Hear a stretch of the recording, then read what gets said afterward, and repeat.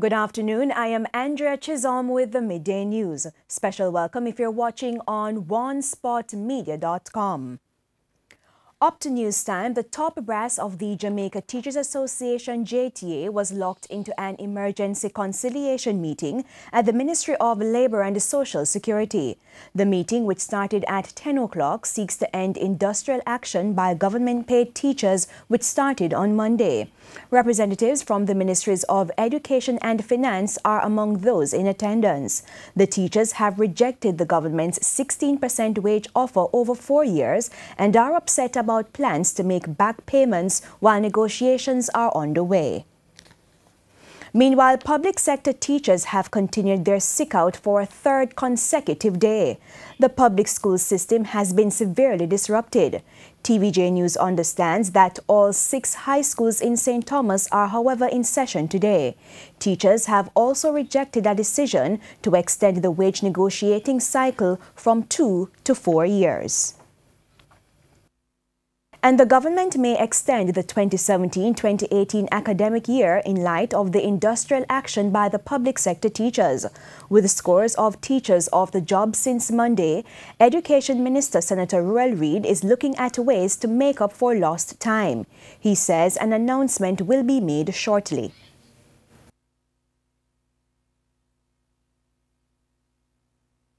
We're not the Easter term. We're not considering extension of the Easter term. We are considering some extension in the summer term. So that is something that I will announce officially in short order, but I want to put that on the table. But that is a consideration. In other news, the parliamentary opposition is demanding that the government explains the significant reduction in growth estimates for the economy.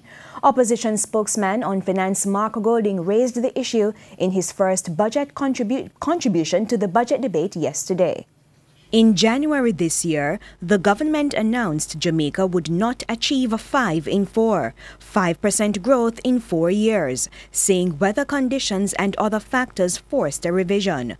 On top of that, the recent fiscal policy paper shows that growth estimates have been revised to 0.9, 2.4 and 2.1% for this fiscal year and the 2 others that follow. This substantial reduction in the government's official growth forecast is in stark contrast to the imaginary 5 in 4 and demands an explanation from the government.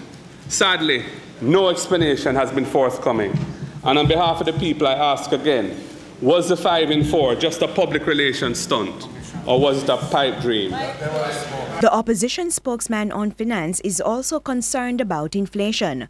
While it remains within the targeted range of 4 to 6%, for electricity, that went up by 13.3%. And for the food category, inflation was 6.7%. In the subcategory, the critical area of vegetables and starchy foods, which includes rice and flour and bread and yam and so on, which most Jamaicans rely on for survival, prices went up in 2017 by a frightening 16.9%. 16.9%. The price increases in these crucial areas have been hurting most Jamaicans badly. This is not prosperity. This is sufferation. Meanwhile, with the Economic Program Oversight Committee (EPOC) monitoring Jamaica's agreement with the International Monetary Fund (IMF), Mark Golding made this suggestion. I am therefore recommending, Mr. Speaker, that whenever Jamaica ceases to have an IMF program, a body modeled on EPOC should simultaneously be established in law with the statutory mandate to monitor and report to the public on the government's adherence to principles of sound fiscal management. It will make permanent what has become an important national institution in ensuring that Jamaica never slips back into large deficits and mounting debt. Meanwhile, Mark Golding is warning that Jamaica might not escape the negative impact of a decision by the United States to hike tariff on steel and aluminium. In a little over a week, the United States will impose a tariff of 10% on aluminium imports and 25% on steel imports, except for those from Canada and Mexico. Mr. Golding said that could lead to negative responses from affected economies. which could impact Jamaica's goods and services and increase in terms of exports, and also increase the cost of our imports. And I would only mention here that we all have high hopes for the bauxite and alumina sector. But one of the two metals upon which tariffs have been imposed is aluminium. So we need to be mindful of that. The Public Administration and Appropriations Committee of Parliament has been reviewing the second supplementary estimates, which was tabled yesterday by Finance Minister Audley Shaw. It shows that the 2017-2018 budget ending March 31 has been increased by nearly $10 billion. The budget has been revised to $815.2 billion. Recurrent expenses have moved from $515.4 billion to $523.8 billion, while capital spending has moved from $290 billion to $291.4 billion. Another call has been made for changes to legislation to allow healthcare professionals to provide minors with adequate information about sexual and reproductive health as well as contraception. Representatives of Jamaica Aid Support for Life, JASL, this morning made the appeal in response to the rise in HIV cases in 2016. JASL says the increase has been observed mostly among young people. The age group testing positive for the virus are females 15 to 24 years and males 13 to 25. There were over 2,000 newly diagnosed or reported HIV cases in 2016, up from 1,222 new cases in 2015. Legislation such as the Child Care and Protection Act prevents the distribution of contraception such as condoms in schools or to minors. Speaking on TVJ's Smile Jamaica this morning, Grants Manager at JASL, Michael Jackson, said those are major challenges.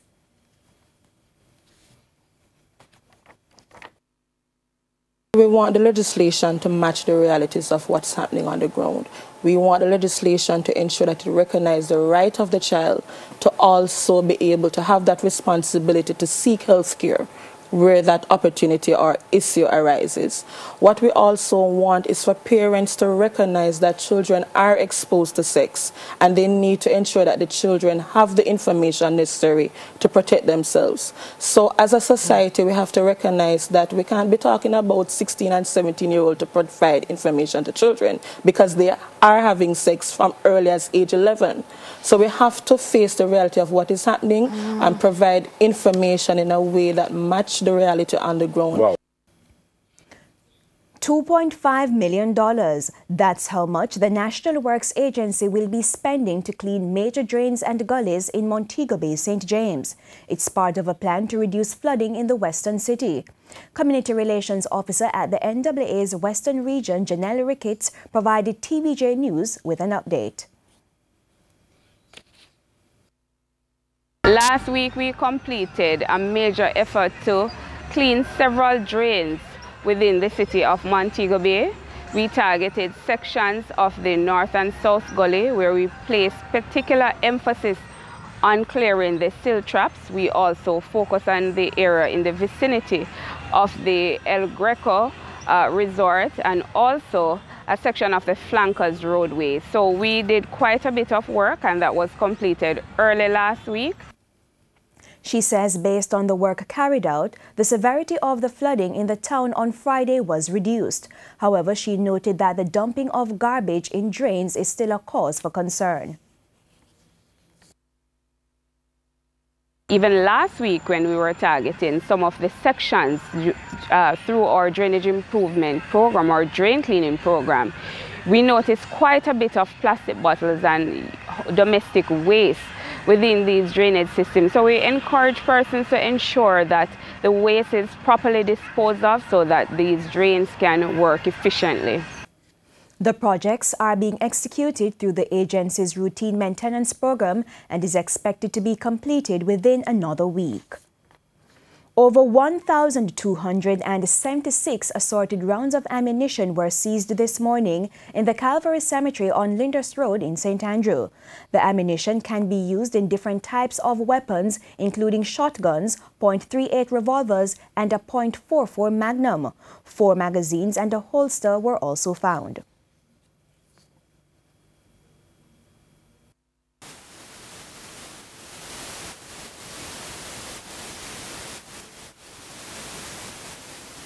And we do apologize for the absence of the audio, but the Denham Town Police told TVJ News that the men fled on foot.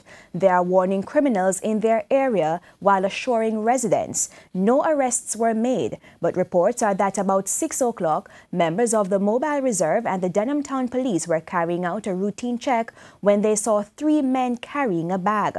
On seeing the police, the men dropped the bag and fled. The ammunition was found inside the bag. One St. Anne family is this afternoon distraught as they seek the public's assistance in locating a relative. TVJ News understands that 60-year-old Robert Watson of a Runaway Bay address wandered off the road on Tuesday, March 6, and has not been seen or heard from since. Mr. Watson's wife, Melrose Newby, says he collected his son from school and that was the last time she saw him.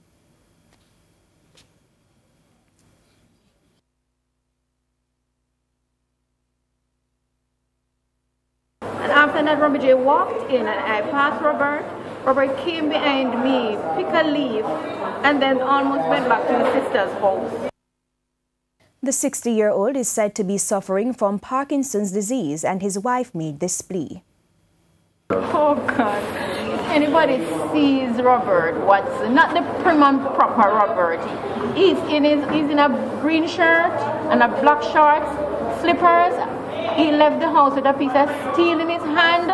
He's walking slowly because of his sickness. If anybody sees him, please, I'm appealing to them to call the nearest police station. And in news just in, TVJ News understands that Director of Elections, Orette Fisher, has resigned. Mr. Fisher leaves the Electoral Office of Jamaica at the end of the month.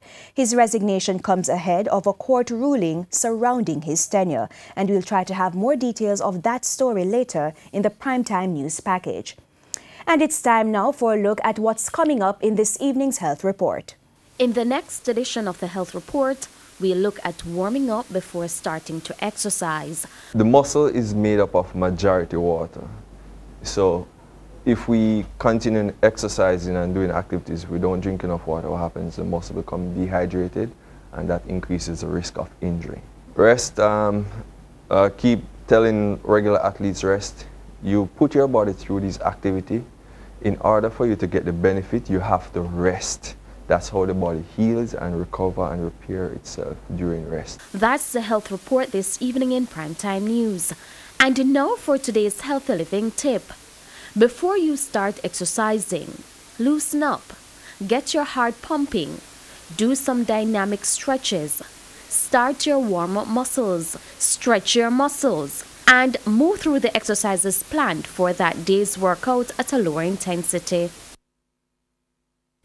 And in news overseas, the United Kingdom says it will expel a number of Russian diplomats from the country after concluding that Russia is responsible for the attempted murder of a former Russian spy and his daughter. Details from the CNN.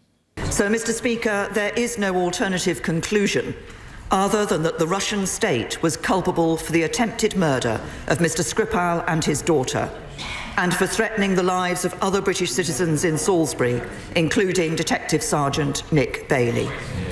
This represents an unlawful use of force by the Russian state against the United Kingdom. Mr. Speaker, the House will recall that following the murder of Mr. Litvinenko, the UK expelled 4 diplomats. Under the Vienna Convention, the United Kingdom will now expel 23 Russian diplomats who have been identified as undeclared intelligence officers. They have just 1 week to leave. And in sports, for the second time in 6 years, Douglas Hollywood has partnered with the ATL Automotive Racing Team to showcase another top-class circuit racing car in Jamaica. With the aim of winning more circuit race titles in Jamaica and the Caribbean, Douglas Hollywood Gore has once again teamed up with the ATL Automotive Racing Team for another world-rated car, having first introduced the Audi TT DTM in 2012.